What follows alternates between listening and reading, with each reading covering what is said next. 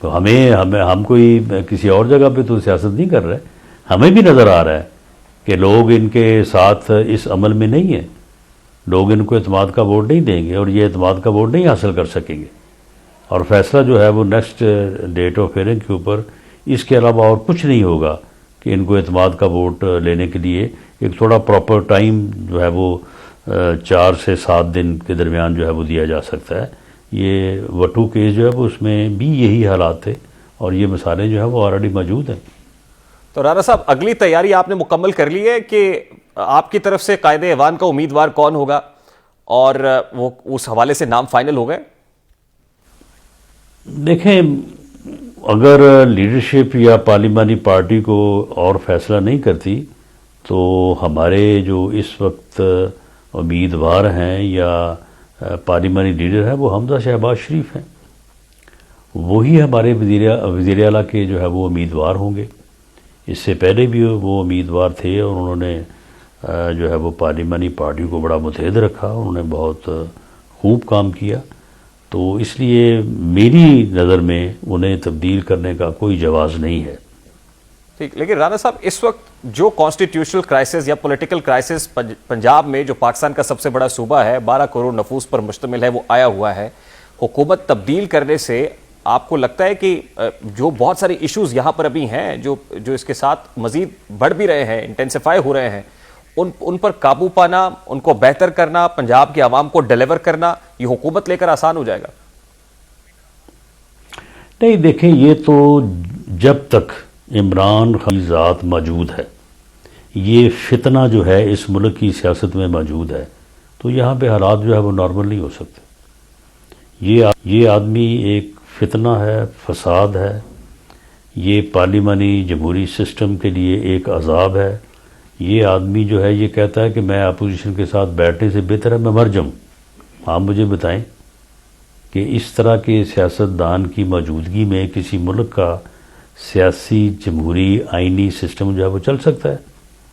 یہ بات الیکشن کی کر رہا ہے، الیکشن ہو جائیں، یہ پھر بھی باز نہیں آئے گا. یہ پھر کہے گا چیف الیکشن کمیشنر کو پہلے تبدیل کرو، اس کو کر دیں گے، پھر کہے گا جی الیکشن کا جو ہے وہ نتیجہ نہیں مجھے قابل قبول، دوبارہ الیکشن کرائیں. دوبارہ الیکشن کروائیں گے تو پھر کہے گا جی مجھے نتیجہ نہیں قابل قبول، جب تک کہ مجھے 2/3 میجورٹی نہیں ملتی.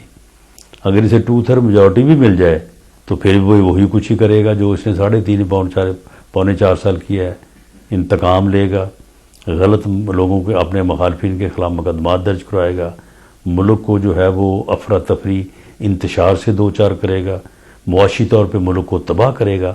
تو اس کا جو وجود ہے اس کو اس ملک کی سیاست سے مائنس کرنے کے علاوہ اس مسئلے کا کوئی حل نہیں ہے. ورنہ یہ آدمی جو ہے جو اس کا ذاتی کردار ہے وہ بھی اب ساری دنیا کے سامنے آ گیا ہے کہ کس کردار کا یہ مالک ہے، اور جو اس کا سیاسی کردار ہے وہ بھی ساری دنیا کے سامنے ہے.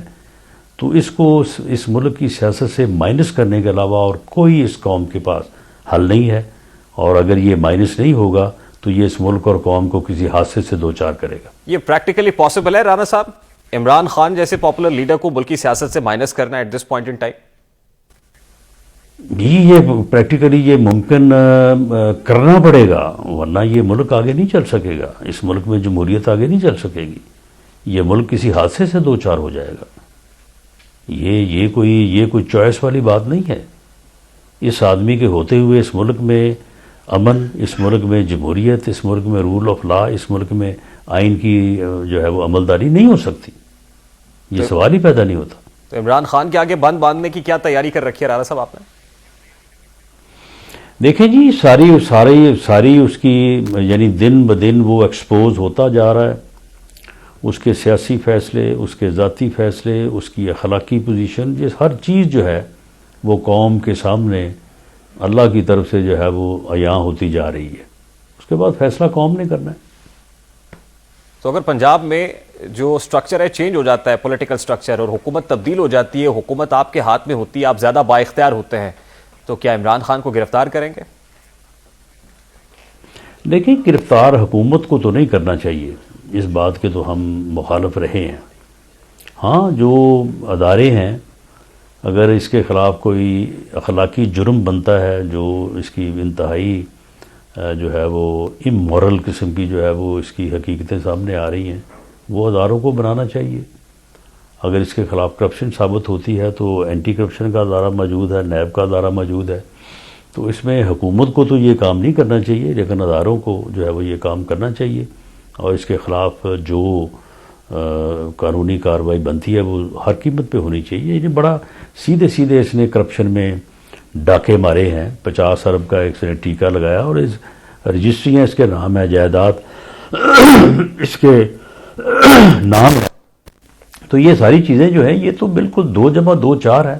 وہ جو فرا گوگی ہے اس کی فرنٹ مین، وہ 12 ارب روپے کی بینکنگ ٹرانزیکشن ہے جو اس نے لوگوں سے پیسے لے لے کے جو ہے وہ لوگوں کی پوسٹنگ ٹرانسفر جو ہے وہ کرواتی رہی ہے. خود یہ کتنا بڑا گڑھی چور اور توشہ خانہ چور، انتہائی گھٹیا لیول پہ جا کے یہ حرکتیں جو ہے وہ کرتا، وہ ساری چیزیں سامنے انکار بھی نہیں کر سکتا. یہ تو یہ نہیں کہہ سکتا کہ میرے اوپر یہ الزام غلط ہے.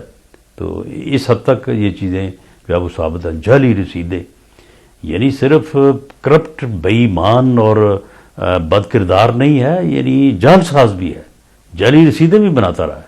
یوٹیوب پر گوگلی ٹی وی دیکھنے کے لیے youtube.com کی سرچ بار میں گوگلی ٹی وی ٹائپ کریں. گوگلی ٹی وی کے پیج پر سرخ رنگ کے سبسکرپشن والے بٹن پر کلک کرنا نہ بھولیے. یوٹیوب پر اپلوڈ ہونے والی ویڈیو سے باخبر رہنے کے لیے بیل آئیکن پر کلک کیجیے. آپ کو ہر نئی آنے والی ویڈیو کے بارے میں نوٹیفیکیشن موصول ہو جائے گا.